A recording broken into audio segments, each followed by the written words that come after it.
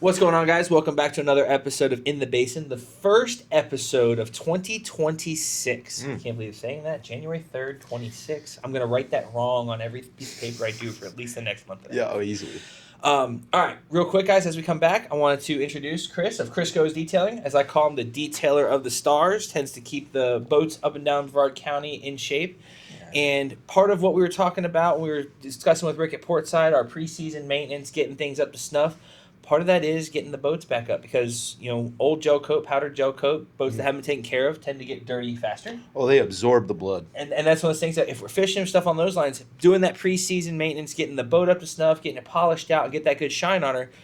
Besides, I have a saying, feel good, look good. Or look good, feel good, should I say. When you win the boat, that's my good, business. You feel better. Why not look great is literally the name of my business. See, my motto. That's the thing, and it's like, but it also has a protective capability. It keeps the salt off, water beads, water goes away, stuff on those lines. So, Chris, let's talk about what is, let's say someone, let's be honest, they probably haven't maintained their boat for the last 6 months. They ran it hard all summer long.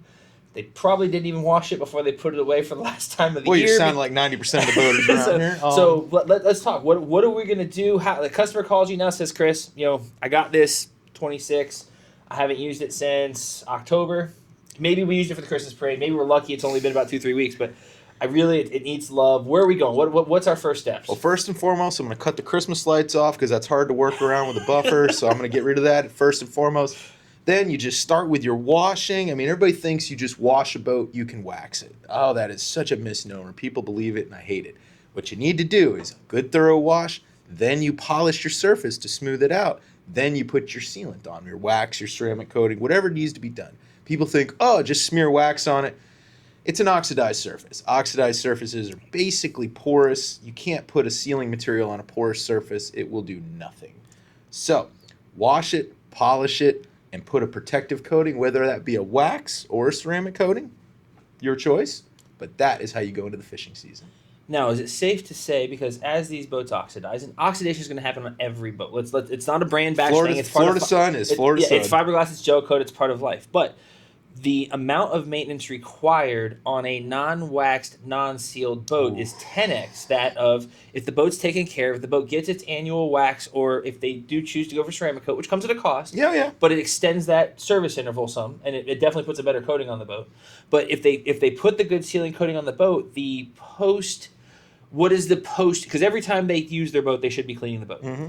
If the boat's not maintained well and is porous, the amount of cleaning necessary to get the salt and the stuff that's now sunk into that porous surface goes up.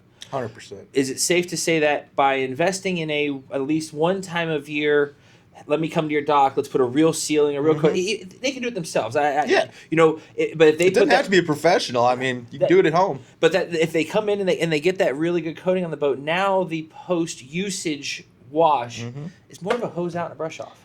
I'd say porous surfaces absorb any stain, whether it be blood, your child's fruit juice. And by blood, we mean fish guts. I know. Oh, yeah. We might not have fish sorry, guts. I'm a fisherman. For all the non-fishermen in here, there's usually blood on my vessel, and hopefully it's not from me, but I do kick gaffs once in a while. But moral of the story is a sealed surface will absorb almost no stains. Like a good ceramic, I mean, the apex is always going to be ceramic coatings. Of course. Once you get the prep work done, you get the smooth surface, then you seal it with the ceramic coating. Now you gaff a 40-pound cobia, you slap it on the deck, it's flopping around everywhere, you don't get it in the kill box just quick enough, you're going to have a heck of a mess on your hands. You're in the sunshine, you don't wash it off instantly, you get back to the dock. A non-sealed surface, you're going to have to sit there with your hands and comment and grind all that out. A sealed surface, you get your soap and your scrub brush and you rinse it away because you've got a protective coating that's not going to allow that stuff to soak in. Especially most of the fishing boats that we sell all having raw water washdown. If that happens on the boat, you can just really grab the hose the boat off right there in the water. Yeah. And the majority of the blood, it's still salty. We got to worry about that when we come back to the dock into the water. But at least it gets all the blood, all the potential staining thing. Exactly. Let's touch on vinyl. God, is vinyl not the swear word of boats in Florida? Because once again, as he said, Florida Sun is Florida Sun. Yes. I don't care what brand, who you buy the boat from. We've got some boats $1 million boat, $20,000 boat. They're all going to get burned the same. But the same goes to be said for when that boat has that nice treated vinyl. Mm-hmm. I can watch it when you hose the boat off at the end. If the vinyl's treated and things are done right, you literally hose it off. You can watch the water bead right off the vinyl and run. It's just like any surface on a boat. You know, you can protect it and put a sealant on it. Vinyl, there's a few products out there for basically sunscreen sealants for vinyl. They will absorb in, keep your stitching from burning up. That way you don't have tears in the future. And again, any preventative maintenance will keep stains from soaking in, and you'll be much happier when you're not looking at that blood stain in your old vinyl seat for the next 6 months. Or worse, they didn't treat the interior, and we have to resort to using bleach on the interior, which does happen. But then the bleach starts to tear the stitching and everything up, and the next thing you know, the stitching starts to tear apart. And then they're, oh, well, my seats are tearing. It's like, well, how many times have you had to bleach it? And it's not that we didn't have to bleach it. It's because our vinyl wasn't treated, so something soaked in. I tell the story all the time, and my wife, if she hears this, she's gonna get mad at me. I had my last boat, my 25. Actually, a boat before last. I had a brand new interior put in it. A guy named Costa Marine Upholstery did this gorgeous diamond stitch, an absolutely gorgeous interior put in this boat, right? And she got on it, brand new blue bathing suit. And it came out and it left little blue in my brand new white vinyl everywhere. And I was so, because it's brand new. Yeah. Brand new stitching. Oh, the first stain hurts the most. And I can't get it out. Nothing's taken, so I had to do the bleach on the towel. But I was very careful, like just to touch the blue and not get any of it on the stitching, because you know it's gonna happen once you start bleaching stitching. And I'm not saying it's not a necessary evil. Sometimes you have to get rid of mold. I'm aware. I'm not saying that's not a thing, but it does begin to deteriorate that stitching and stuff in those interiors, and it's 100%. Then you're on a countdown time. You're on a countdown time from that point on. Next thing you know, you sit on your seat and you hear a tear, and all of a sudden you have exposed foam, and that's just going to absorb water, and now you're going to have more issues.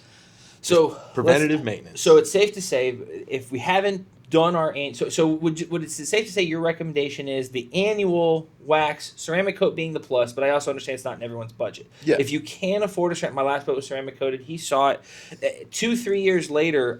Still looked good. I'm in a very lucky situation. You take care of your boat pretty well too. That, and I have a next door neighbor. My boat's currently sitting on his lift, and he's an old man.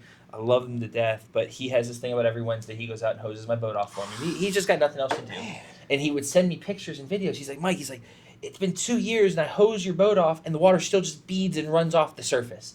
And it's like that is the power of ceramic coat. Now, that ceramic coat's we're not talking hundreds here. Like, it's going to cost you a couple $1,000 a ceramic coat on top of the detail. Your average ceramic coating, it'll range anywhere from $100 a foot to $150, depending on how much prep work is needed before installation. But when I tell you from my standpoint, worth every penny. Yeah. I mean, absolutely worth it. You've even got ceramic coatings for the glass and stuff. Oh, yeah. No, you can ceramic coat basically any non-porous surface. You can't really ceramic coat your vinyl because cracks off and disintegrates, because it moves. But basically anything from your aluminum to your stainless steel to your cleats to painted surfaces, gel coat surfaces, there's a coating for all of that.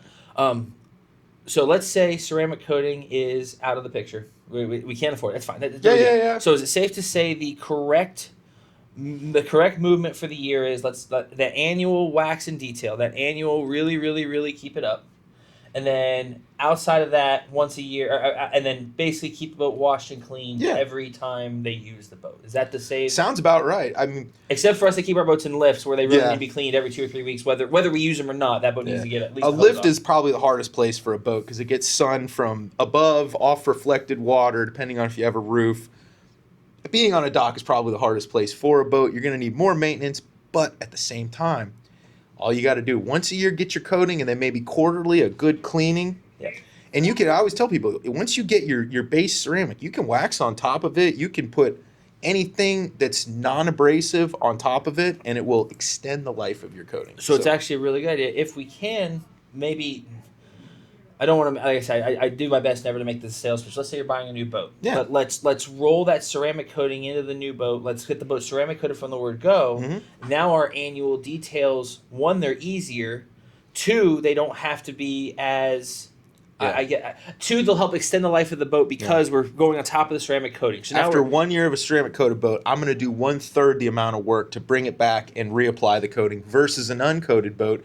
At the end of the year, I'm going to have to break out the compound, the high speed. I'm going to have to restore surfaces and reapply whatever sealant. But the ceramic coating, after a year, it should be almost perfect still.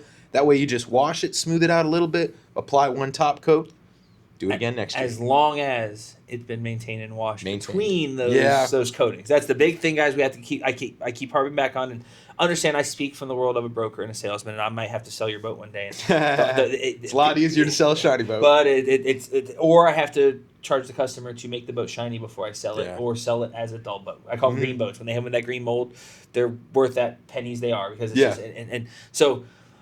Guys, I think that about does this for the day. Happy New Year. Happy 2026. Chris, thank you for coming on. Appreciate it. Chrisco, if they want to get a hold of you, how do they get a hold of you? I don't advertise, but I've been doing it 20 years, word of mouth. My number, look it up. They got cards here at the marina, or Chrisco Mobile Detailing. Give me a call.